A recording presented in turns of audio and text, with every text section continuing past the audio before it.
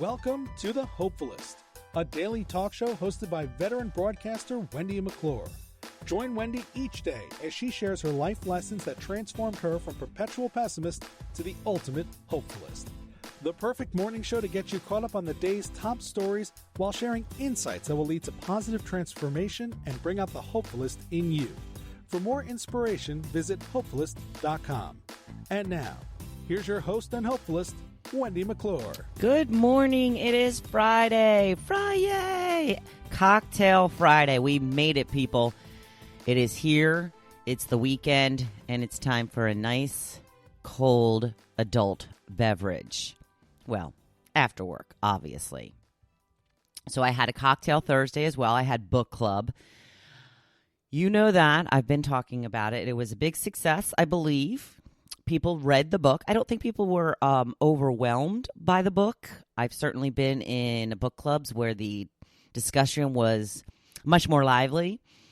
But I was so insecure about the fact that I made everybody read a self-help book rather than a novel, which is what we usually tackle. I didn't even, direct the discussion very long. I felt a little awkward. But I do think that most people were glad that they read it, or most people read about 3/4 of it. So, but we had a lot of food. The lasagna got rave reviews and tons of desserts. I bought a couple of desserts, and everybody brought dessert. So we've got sweets out the wazoo right now. So this weekend, I'm going down to Sea Isle City, going from one Jersey Shore town to another Jersey Shore town. I'm sorry, Tucker just started scratching, and I wasn't sure what that noise was. By the way, I have an adorable picture of Tucker up on the Hopefulist group page. We typically do a shot at book club, and she was out there on the porch with us, and she was just excited because we were all, putting our hands up in cheers, and she got up and did her little dance, and my one friend got her in action, and it looks like she's asking for a shot. So if you get a moment, check that out on the Hopefulist group page. So what was I saying? Girls Weekend in Sea Isle City, going from LBI down south to Sea Isle City. It's a girls' weekend with Joe's family. We've been doing this a couple of years now, maybe 4 or 5 years. We get together about once a year and just hang, play games, relax, have some adult beverages, lots and lots of food. So I'm looking forward to it. I love all those ladies. They are the best in the world. And I've had a busy week. I'm having a busy weekend, and I love it. I love to stay busy.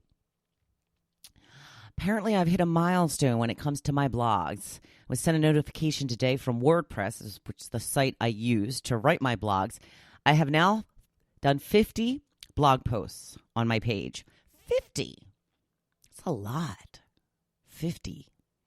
I started doing the blogs right before I lost my job, which has gone now past the 2-month mark. It was 2 months on the 22nd. Time is flying, people, flying. At first, it was so slow going. I'm like, it's only been a week since I lost my job. It's only been 2 weeks since I lost my job. But having this to keep me busy, to have to do every day is making up for it. It's even better than my former job. So I guess it's one of those blessings in disguise. Not sure I'm at that point yet to say that. Someday. So 50 blog posts on my page. So make sure you read them all because I'm very good. I have to tell you. People love me. I'm kidding, of course. But I'm hoping that I can share some of my wisdom with you. Now, that was one of the things that kind of came out in book club. It's surprising to me that there are people who are not ever pessimists. I mean, not really, but, a couple of the women were like, I've always been kind of, happy-go-lucky, and I didn't really need books like this. And it's kind of foreign to me just because I was so far from where I am now that I think it's amazing that these people just always had this sunny outlook on life. Bravo for them. I wish that would have been the case for me, but when you learn better, you do better. And that's what Oprah used to always say, but I'm pretty sure that she was quoting maybe Maya Angelou, who said that. I'm not positive.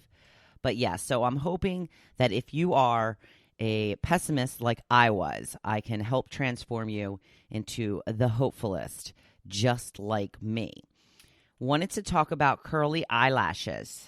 Yes, they are a new thing. All I have to say is why. They showed a couple of pictures of them.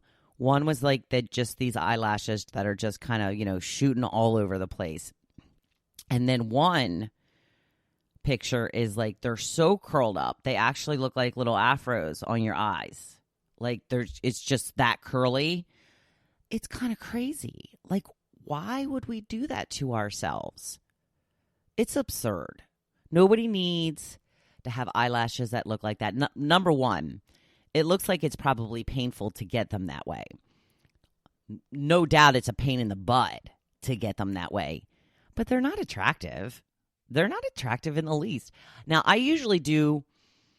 I kind of jump on trends after a little while. I usually react this way when I first see a trend. And I'm like, that's stupid. I'm not going to do that. And then like a year later, I'm like, oh my God, I love these pants. They're so cool.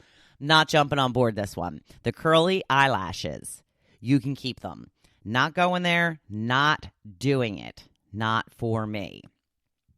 So since it is a Cocktail Friday, for my topic, I posted, what is your favorite adult beverage on a hot summer day? I got a very many different responses. I am a beer girl. Now, when it's really hot out, I do like to maybe start with a Mike's, and they have all those different flavors. I like a regular Mike's hard lemonade, but I do prefer, my favorite is the black cherry, but that's not good on a really hot summer day because it's kind of, what's the word I'm looking for? It's like a rich taste, and it kind of makes you even a little more thirsty. So that's good maybe on a regular temperature day. But for the really cold, for the really hot days, I like a nice strawberry lemonade. And they just came out with a tangerine flavor, which is okay. It's not as good as the strawberry lemonade, but it's a good backup. So Jim says Miller Lite. He likes Miller Lite on a hot day, a cold day, a summer day, a winter day, a fall or spring day. Now, I happen to know that Jim puts ice in his beer. Fills up a pint glass with ice, pours the beer over top of it. I always tell him he's like an 85-year-old man putting ice in his beer. He doesn't care. He's used to taking the ribbing from that. My friend Tracy says Mick Ultra, duh. That's what I drink. She is one of my friends, and we are Mick Ultra buddies. Judy says Bloody Mary. Laurie says gin and tonic with a twist of lime. Kathy says gin and lemonade. Different. Sounds a little yummy. I'm not sure I'm a gin person, though. Joanne says land shark. Doreen says water and Prosecco. I'm guessing those are separate. I'm guessing that's water and then Prosecco. I'm assuming she's not mixing those. Lorraine says Mike's Hard Lemonade. Marianne says strawberry daiquiri. Mandy says vodka with a squeeze of fresh grapefruit or lemon and seltzer. Martin says rum and ginger ale. I like a good whiskey and ginger ale. That's good. Wilbur says gin and tonic. Karen says Corona Light with a lime. Joe, Mike's Hard Lemonade. Janet says as long as it's cold, it really doesn't matter. Kim says a bottle of Corona or a summer shanty. Michelle says a frozen margarita. I guess a regular margarita. If I'm going to go with a frozen margarita, I'm going to go with a strawberry margarita. I do love my strawberry daiquiris. Linda says I have many, but vodka, club, and fresh orange is my favorite. Ooh, very fancy with the fresh orange. Sounds yummy. Linda says pina colada. Megan says nice cold Corona with lime. I've seen Corona a number of times. Another for frozen margaritas from Vanessa. Joe says beer.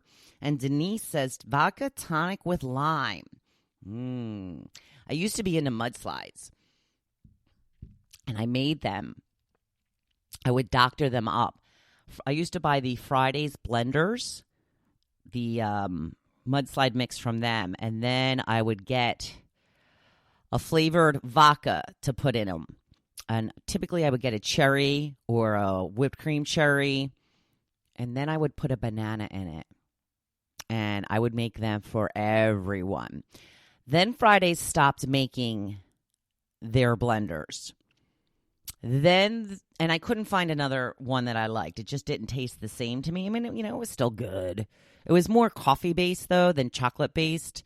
So I kind of gave up on them because I drank them too fast anyway. I mean, I would just get a brain freeze every time that I would drink these things because I'm just impatient. I just, yum, they're so good. I'm just, take that straw and just, and it's all gone. I do the same thing with milkshakes. It's just, I just can't be trusted with frozen drinks or cold drinks. Even with the iced coffee, I can't get iced coffee. Drink it way too fast. Get a 32-ounce cup of iced coffee. It's gone in 15 minutes. That is crazy. That is way too much iced coffee.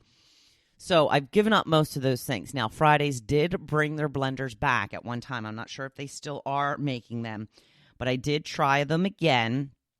Still not the same for some reason. I don't know if maybe I forgot how it tasted or if they, tweaked their recipe. But I did the same thing with the flavored vodka and put the banana in it, and it just didn't seem the same to me anymore. So I don't know if I outgrew it, but I moved on from the frozen mudslides, and that's okay. You know why? Because they were a pain in the butt to make. They were worth it, don't get me wrong, but so fattening too. So I just stick with the Mike's Hard Lemonade now, and then I switch to my Mick Ultra. And it's the same thing in the wintertime. Like, I like to start with something fancy, something maybe a little bit more, it's got a little bit of a punch to it, and then take it down a notch to beer. In the wintertime, I buy the hard root beers. I get Coney Island hard root beer. I don't buy Not Your Father's. I don't prefer that over the Coney Island. To me, the Coney Island is much better. So I usually start out with one of those in the winter time because that is really rich and creamy, and not creamy, but it's just got that taste to it where it kind of makes you even more thirsty. So I'll have one of those in the winter time, and then I'll switch to beer. And then in the summer, we go with the Mikes. We'll see if we if we find something else that we like when it comes to this summer. But so far, we've got a bunch of Mikes in the fridge. So we are ready to go for any hot summer day. Weekend weather looking amazing here at the Jersey Shore, which we deserve because we've gone through 3 straight days of severe storms. I don't think last night was that bad. Definitely got some rain, but I don't think we got the storms like we had been getting.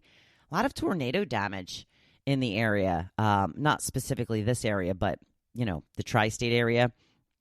It's been weird, just weird with all this, super severe hail we've been seeing. Houses have been destroyed. It's kind of crazy. So I'm going to move on to my blog post. I'm just chattering away. Chat. Yes, I'm feeling it. I'm feeling it for a Friday. You can tell I'm being a little goofy. That's okay. So I'm starting out with a quote. When you don't have a vision or a plan for the future, your mind has no choice but to dwell in the past. So true.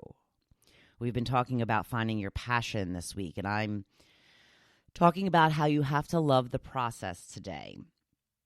In order for it to truly be your passion, you have to love the process of making it happen. Now, you don't have to love every part of the process, but I think about the movie The Pursuit of Happiness and how that man was so hell-bent on becoming a stockbroker.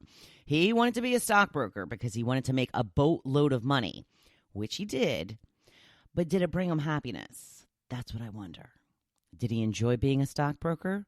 Did he enjoy the process of becoming a stockbroker? Now, I'm sure that once he told his story and he started doing like speaking engagements and such, and then I assume there was a book written about him, and then the movie. I'm sure he loved all of that, but I'm just wondering about how he actually liked being a stockbroker, because I think he went after being a stockbroker for the money, not for the love of it. I don't know. Maybe I'll get a chance to talk to him one day and ask him. So when it comes to figuring out what it is you consider your